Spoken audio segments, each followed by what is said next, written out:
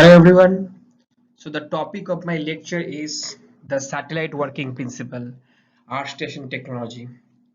Myself, Dr. Debajyoti, a senior geoscientific officer. So this course has been designed in view of the demand from the students about some atmospheric and the space science. So it is a part one of the lecture series for the types and the orbits of satellite, what are the communication and the orbiting satellites, what are the basic principle behind it, and what are the frequency band are there in the satellites. Okay, friends, so let's rock it and follow this lecture. So, as I have already said, this topics has been designed in view of some exams that are mainly geoscientific examination, the BARC OCES, the ISRO Scientists, the DRDO. So, in almost all of these exams, these topics are there. So, first we'll talk about the fundamentals, followed by basics of the technology, then the communication and the orbiting satellites, thereafter the frequency bands, the basic laws governing the satellite orbits, and all these things. What is satellite? Basically, it is an object that moves around a larger object. So, what are the categories? That is a natural satellite, just like our Earth revolves around the sun. So, it's a natural satellite. There is an artificial satellite which are used for monitoring TV navigation, I mean planetary research, that are INSAT, GSAT, IRS. So, generally, satellite uses solar energy and it is collected from the large amount arrays of the solar cell, and it just energizes the satellite with the electrical power for functioning. And it works by receiving radio signal which is sent by the earth, and it sends the radio signal back down to the earth. So communication satellites are generally used in TV, internet communication, internet of things, the emerging technology, mobility, a military application, and many other applications we'll discuss in our next slide. So now comes our most important point. What are the satellite communication principle? So basically there is an uplink earth station or ground equipment, you can refer to this figure, that transmit the signal to the satellite. Satellite then amplifies the signal and changing the frequency. That means it remodulates and transmit the signal back to the earth on the downlink frequency link. So there are four components of the communication principle. One is earth station, the satellite, the terrestrial system, and the user. These are called point to point. So let's talk about in detail of the communication principle. So the communication is consummated using antenna on the ground. This antenna is called earth station. You've seen the previous slide. The user generally generates a signal which is passed and processed through terrestrial communication network to the earth station. The earth station sends a radio signal which is called uplink to the satellite. Then satellite then receives this signal, changes the frequency, modulates it, and retransmit back to the earth, and that on the downlink frequency spectrum. And sometimes the downlink and the uplink station perform various specialized functions. This is the main working principle involving uplink and the downlink link with the antennas. So uplink station deliver or feed video or audio programming to the satellite, which is then retransmitted to users all over the world. Now, what are the types of satellite frequency bands that there? So you can refer to this picture: C band, X band, Q band, Ka band, and there are L band. So very low frequency band is the 1 to 2 gigahertz. That is bandwidth is very low. That is the L band. That is mainly used in mobile application. Not too much about the common satellite system.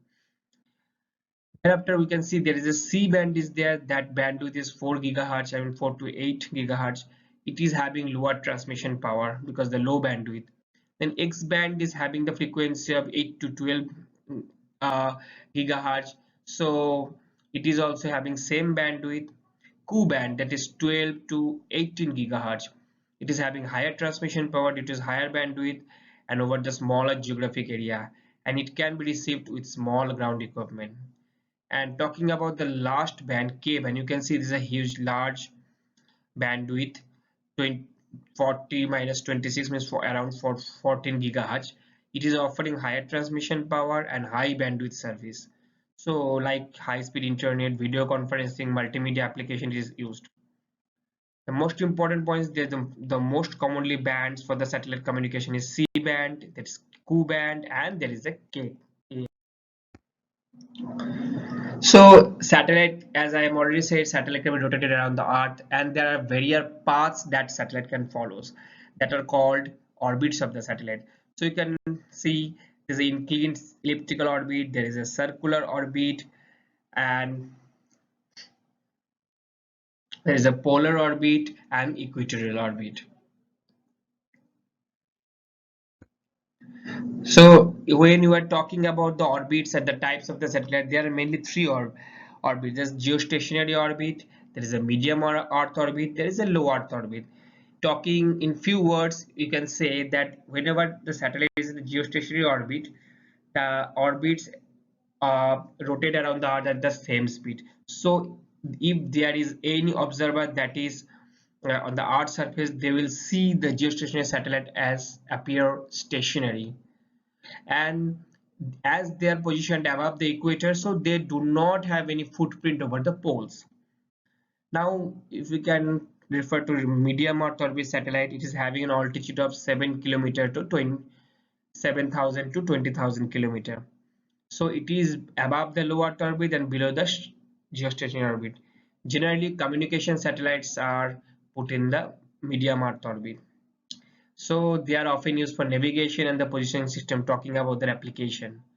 Whenever we are talking about low Earth orbit satellite, they are the closest orbit with a higher rotational speed, faster revolving orbit, and they are often part of the group of satellites, that is satellite constellation, very important point.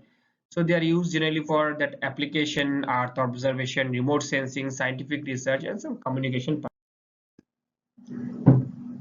So pictorially you can see this geostationary satellite, 30,000, 36,000 kilometer, that is 5,000 to 15,000 kilometer, and there is a low Earth orbit, there's 500 to 1,000 kilometer or plus minus 1,200. So pictorially you can see this is a low Earth orbit, this is a medium Earth orbit, and is a geostationary orbit. So basic question that can come into mind: how the satellite is remaining in our orbit. It stays in the position. The main point is the gravitational at the centripetal force on the satellite balances with the gravitational attractive force. Whenever satellite, you can see satellite is within the path or orbit, the gravitational force of the Earth pulls the satellite towards the Earth, and the gravity, and it is equaling with the centripetal force. By combining with this force, it stays in a position. So instead of falling back to the ground, it stays in an orbit. This is the basic fundamental of the satellite remaining in an orbit. Now, what are the kinds of satellite? Now, what type of satellites are there? Polar orbit satellite is there, communication satellite is there, navigation is there, weather satellites, art observation satellites, spy satellites, and also space satellites.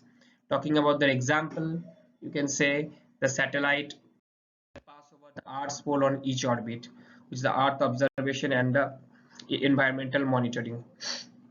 Communication satellite used for telecommunication, television broadcasting, internet service, and other communication purposes. I mean, that is geostationary satellite is included in this. Talking about navigation satellites, they provide navigation and the positioning service. GPS, GLONASS, Galileo, they are often put in the medium Earth orbit satellite. There are weather satellites are there. Research type weather patterns, track storms, measure atmospheric condition, and monitor climate change. Spy satellites are generally used for reconnaissance or military intelligence purposes.